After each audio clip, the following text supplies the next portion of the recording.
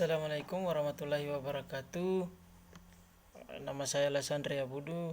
Saya akan membawakan materi survei dan pemetaan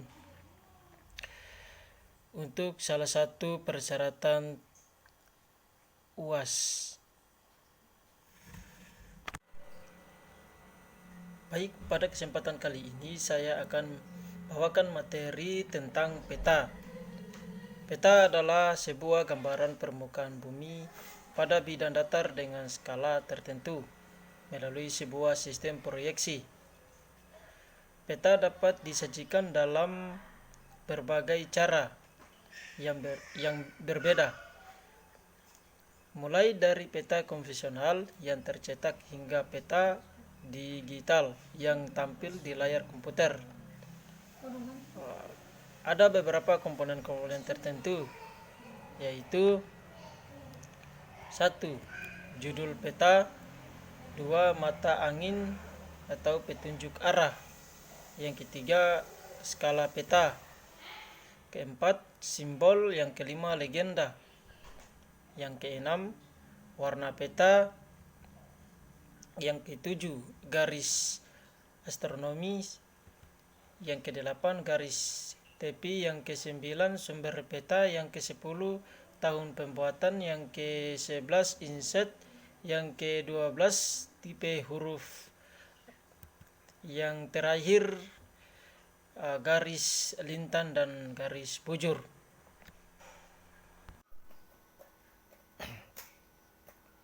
Kita mulai pada judul peta. Peta harus dikasih judul atau identitas yang mencerminkan isi peta. Pada umumnya judul peta diletakkan di bagian atas tengah dan di luar garis tepi. Ukuran huruf untuk judul disesuaikan dengan besarnya sebuah peta. Lanjut, yang kedua, mata angin atau mata arah angin. Mata angin harus dicantumkan dalam peta untuk mengetahui sebuah arah utara, selatan, barat, dan timur pada peta. Selanjutnya, yang ketiga, skala peta. Skala peta adalah suatu komponen yang sangat penting dalam peta karena fungsinya untuk menunjukkan perbandingan antara jarak sebenarnya dan jarak pada peta. Yang keempat, simbol.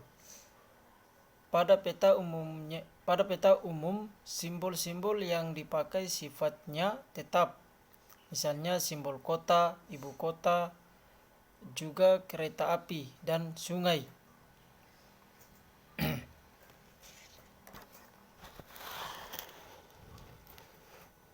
Yang kelima, legenda.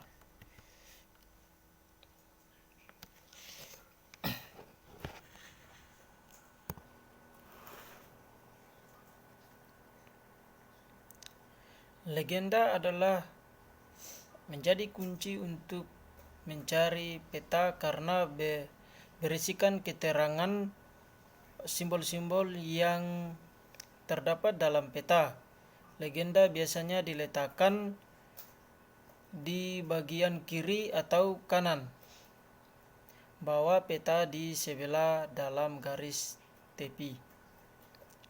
Selanjutnya, yang keenam, yaitu warna peta. Warna peta digunakan untuk membedakan kenampakan atau objek di permukaan bumi, memberi kualitas atau kuantitas simbol di peta, dan untuk keperluan estetika peta. Yang ketujuh, garis astronomi. Garis astronomi terdiri atas garis lintang dan garis bujur. Garis-garis itu berguna untuk mengetahui sebuah posisi absolut atau objek pada peta utama. Tanda-tanda koordinat garis astronomi umumnya digambarkan dengan sebuah garis-garis pendek memotong garis tepi.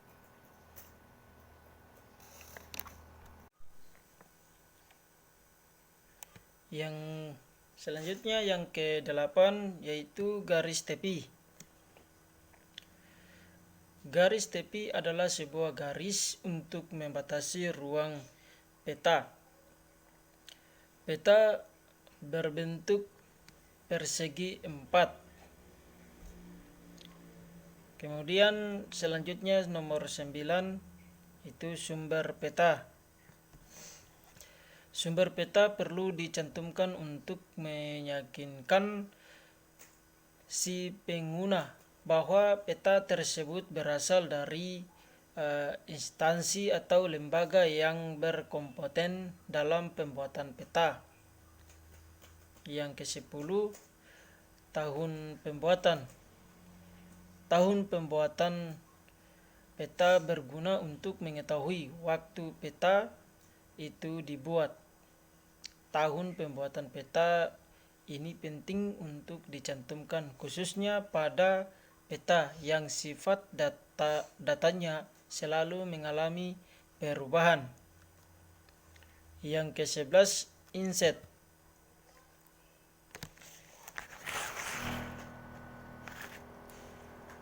Inset adalah kecil yang disisipkan di peta utama.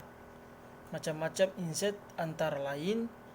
Yang pertama, inset penunjuk lokasi berfungsi menunjukkan letak daerah yang belum dikenal. Yang kedua, inset penjelas berfungsi untuk memperbesar daerah yang dianggap penting. Sedangkan yang ketiga, inset penyambung berfungsi untuk menyambung daerah yang terpotong di peta utama.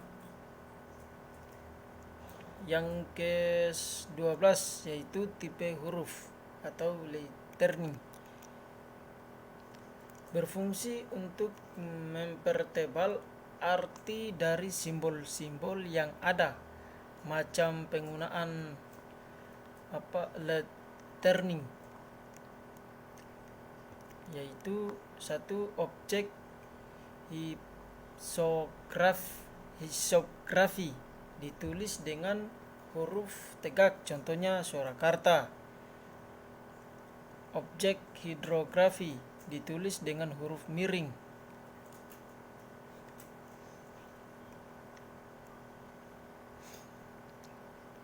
Yang ke-13, garis lintang dan garis bujur.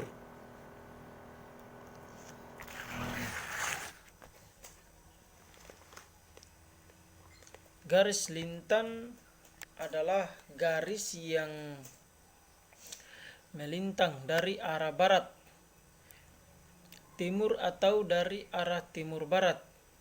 Sedangkan garis bujur adalah garis yang membujur dari arah utara selatan atau selatan utara.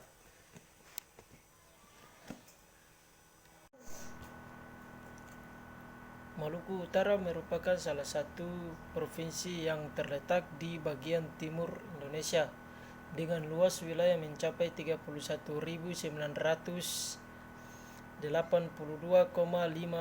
km persegi. Provinsi Maluku Utara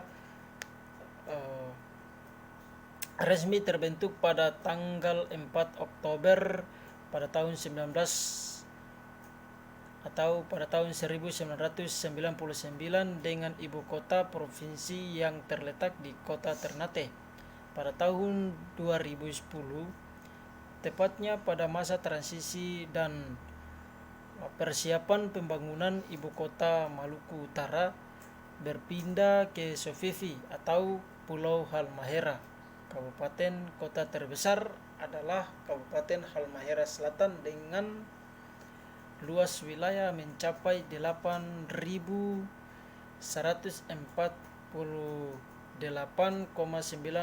km persegi. Nah, nanti ada beberapa kabupaten yang akan saya bahas. Jumlah kecamatan yang ada di beberapa kabupaten Halmahera. Yang pertama, Kabupaten Halmahera Selatan dengan jumlah kecamatan 31 desa dan jumlah total 249, termasuk di dalamnya kecamatan kota. Yang kedua, Kabupaten Halmahera Barat dengan jumlah 169 desa, termasuk di dalamnya kecamatan. Kabupaten Halmahera Tengah, jumlah kecamatan dan desa 61 desa kota. Kabupaten Haltim, jumlah kecamatan dan desa kota 102 desa. Kabupaten Morotai, jumlah kecamatan 88 desa. Kabupaten Pulau Taliabu, jumlah kecamatan 71 desa. Kabupaten Pulau Sula, jumlah kecamatan 78 desa.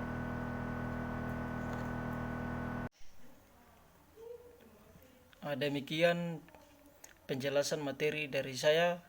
Lebih kurangnya saya mohon maaf. Wassalamualaikum warahmatullahi wabarakatuh.